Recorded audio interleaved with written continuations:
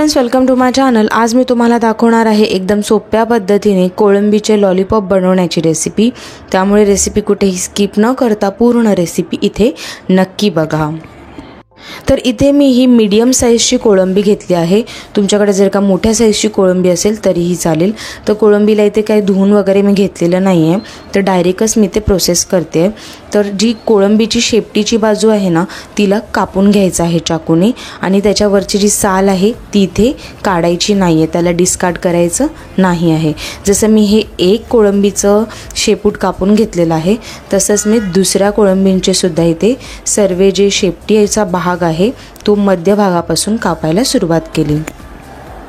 आता जो कोळंबीच्या तोंडाकडचा भाग आहे त्याच्यावरचं जे कवर आहे ते सर्व मी काढून घेतलं। कोळंबीचं जे तोंड आहे ते सुद्धा काढून घेतलं आणि वरचा जो शेल आहे तो सर्व सुद्धा व्यवस्थितपणे साफ करून घेतलं। जसं आपण फिश साफ करतो तशीच करायची आहे।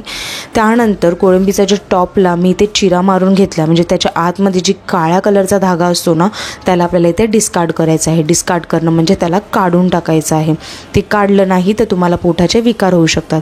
तो जो काळा धागा आहे तो वरच्या साईडला सुद्धा असतो आणि कोळंबीच्या खालच्या साईडला सुद्धा असतो।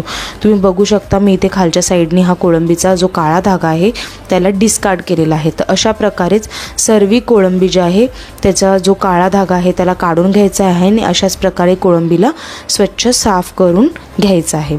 आता ही कोळंबी व्यवस्थित साफ झाली की मग लगेच मी ह्याला स्वच्छ धुवून घेणार आहे। मला व्यवस्थित समजावं म्हणून मी व्हिडिओमध्ये आणखीन एक कोळंबीचा धागा इथे काढून दाखवलेला आहे आणि अशाच प्रकारे सगळी कोळंबी साफ करून त्याला स्वच्छ धुवून इथे मी तयार करून घेतली।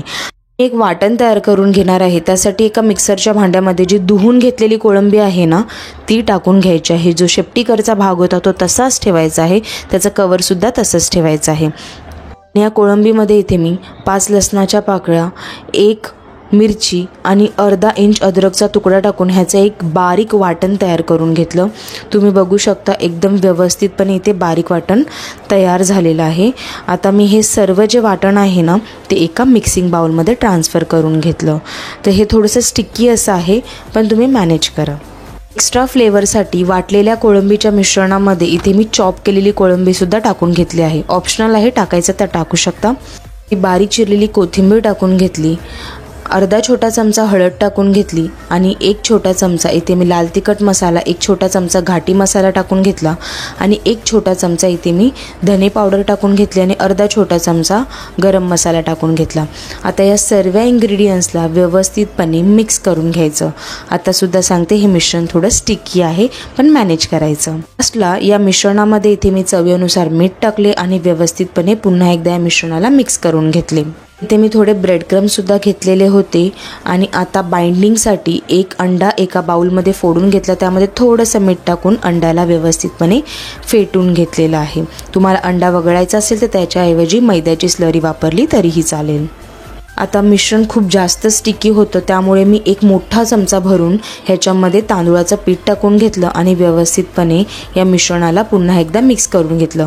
तांदूळाचं पीठ इथे ऑप्शनल आहे, पण टाकलं तर एक्स्ट्रा क्रंचीनेस येतो, म्हणून मी सांगेन की नक्कीच टाकून बघा।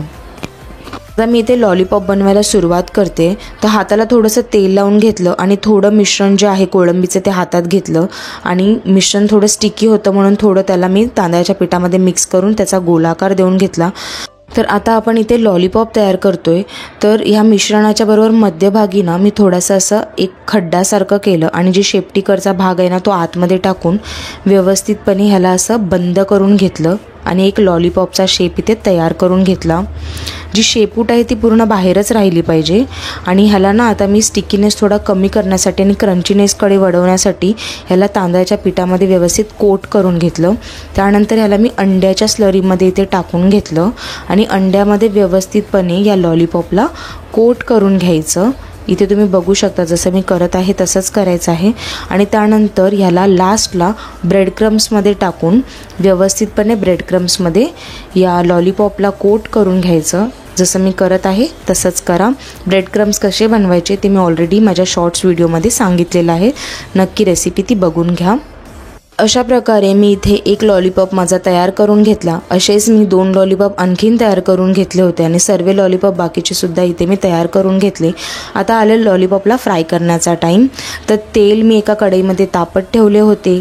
मीडियम टू हाय फ्लेमवरती तेल तापवून घ्यायचे। त्यानंतर तेल छान कडकडीत गरम झाले की हे लॉलीपॉप त्याच्यामध्ये टाकायचे आणि मीडियम टू लो फ्लेमवरती या लॉलीपॉपला छान गोल्डन ब्राऊन कलर येईपर्यंत फ्राय करून घ्यायचं। हे कोळंबीचे लॉलीपॉप आहे तर कोळंबी शिजायला थोडासा वेळ तर लागतो, म्हणून आता हे लॉलीपॉप छान तयार झाल्यानंतर ह्याला मी एका प्लेटमध्ये काढून घेतलं आणि हे लॉलीपॉप इथे मी शेजवान चटणीसोबत सर्व केले। तुम्हाला माझी ही कोळंबी लॉलीपॉपची रेसिपी कशी वाटली ती मला कॉमेंट सेक्शनमध्ये नक्की सांगा आणि जर का तुम्हाला माझी रेसिपी आवडली असेल तर चॅनलला लाईक शेअर सबस्क्राईब करायला विसरू नका। थँक्यू।